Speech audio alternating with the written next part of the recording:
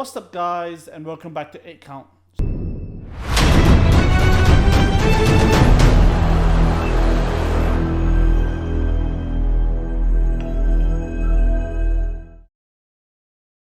So guys, we're back with another video, and it's been a long time, I know, but we've just had a few things going on, but we're back with a bang. And the video that to be fair, I wanted to do for a long time, for the past couple of weeks, is the AJ Usyk situation. Honestly, the fiasco that's been coming up from after AJ lost, you know, the turn of events, the trainer situation, the riots, Ukraine, and everything. Like, I don't even know where to start. So let's get start from my last video, if you guys do watch them, please. So what's been happening and any latest updates that has been happening, and there are major updates.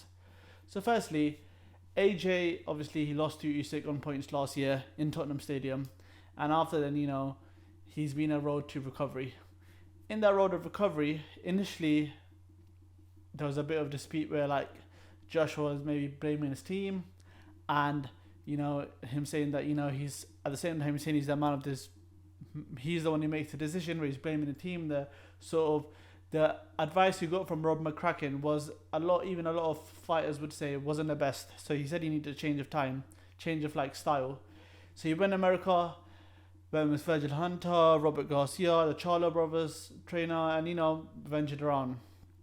And then a few months back, we got the sort of gist of idea that Angel Fernandez, who's like basically an assistant to Rob McCracken, was his trainer. Obviously at that time we were a bit like, you know, Angel Fernandez, he is a technical trainer, but he's never trained a world-class athlete. However, recently, we've come to know that Angel Fernandez is not the actual trainer and is actually Robert Garcia. So now this is really interesting. I mean, from I think it was Fight News, or Fight Hype, that had an interview with Robert Garcia, where they said that basically, literally, like, they contacted Robert Garcia's team, and they picked him up from the lobby in America or if in the UK, and like Eddiehearn was in the car and everything, and they approached, you know, Joshua, and like they trained together, and there was such, like, you know, I'm surprised they kept under the blanket, because I don't think no one really knew who would he go for. I initially thought, I did decide that he might go with someone like Virgil Hunter, just because his sort of like colleague and friend Bartzi is with him as well, but he's gone with Robert Garcia.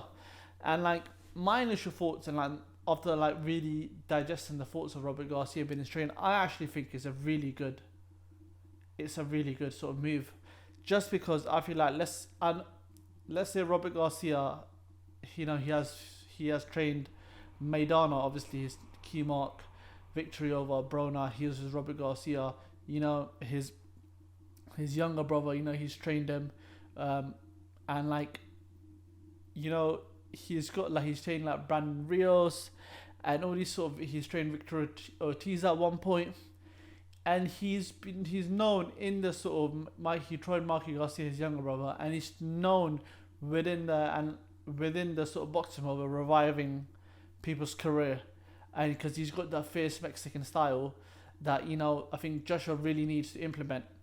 For instance, like when Maidana had lost against Khan, against Devin Alexander, I think, yeah, so he was a bit on the downhill, and then he changed trainers to Robert Garcia, and boom, after Maidana, he beat up Broner, and then he literally went to a really tough fight with Mayweather, which a lot of people thought that he beat Mayweather, and then obviously the second fight, and like he's known to sort of give that second win to fighters, which I think is good. I feel like AJ will benefit from the style, from the comfort. I think he really needs to basically beat the shit out of Usyk to win the fight. And it's not, I know it's really easy for me to be saying, but like he needs to like take him to the trenches, where hit him with everything he has, so that Usyk has never felt to beat this fight.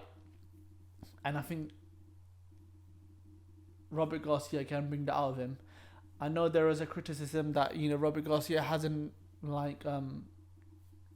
basically ever like trained a top level heavyweight before, and it's different, and heavyweights are, you know, they peak later and they're a bit slow, and they're, you know, the training is completely different. But I feel like nowadays, in the way the training is progressing, that really doesn't matter. Because, for instance, look at Ben Davidson when he came with Tyson Fury. who's completely a novice. You know what I mean? No one really knew about him until he trained Tyson Fury, and look what remarkable, like the slick boxer we saw him for a few fights. Look what, you know. So I feel like, and it doesn't really matter. And I feel like Joshua's the type of guy, he's like a sponge. He would take that in. What he needs to do is like focus, cut his entourage a lot. I know he likes to open up people and all that sort of thing, but for this fight, you know, if he doesn't win this fight, then, you know what I mean, he might as well fight Chisora, and, you know your call. No disrespect to your call, but, you know, we want to see him come back. I feel like it's good for British boxing for him to come back. Not giving anybody from Usyk. Usyk is a tough ask, but we need to see him come back. Moving on, from the Robert Garcia situation, there's a bit of a situation where, you know, the fight has been pushed back a few weeks, and possibly Saudi Arabia is the front runner. Am I surprised? No, I'm not surprised. I feel like Saudi Arabia was always in a mix, because those were the rematches, especially like with the Ruiz rematch. And what do I think of it? I feel like, listen, money talks, right?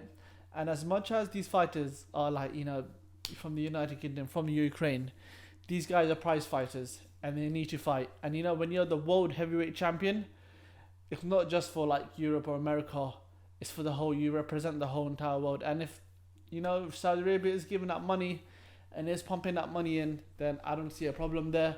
You know, but a few days ago, Haney fought in Australia. You know, that's where he had to fight. And like, it doesn't matter, ring's a ring, wherever they fight. And as you know, as long as it's a neutral ground for both fighters. Obviously Joshua is not unfamiliar, he fought there before. Usyk, you know, he's fought all around the world before, so it's not much of a problem. I know a lot of people are saying, you know, coming back and forth, but listen, like, it's a 4-hour flight, you know, 4 to 5 hour flight. You know, you've traveled much more longer to go to America to see a fight. So, you know, it is what it is. I don't have any problems with it. I think it's a good thing to promote boxing, especially in Saudi Arabia, where the region is still, I mean, it's got a lot of money, but, you know, still developing through the means of sport and trying to venture out with it. And you know what, it is what it is. Like, I'm alright with it, and I'm guessing as soon as the fight comes along, a lot of fans could be alright with it as well. Moving on again, another thing that's been happening is the sort of the TV rights situation that's happening. I'm probably, you know, Eddie has the Zone pay-per-view, and, you know, is AJ signed to Sky? He's got a premium Sky deal, and all of this sort of Adam Smith involved. And so what, from the latest sources that we sort of to find out, is that he's going to be on Sky pay-per-view in the UK, and internationally he's going to be, you know, the Zone. Now, for Eddie Hearn, I can imagine it being a bit bitter. He would want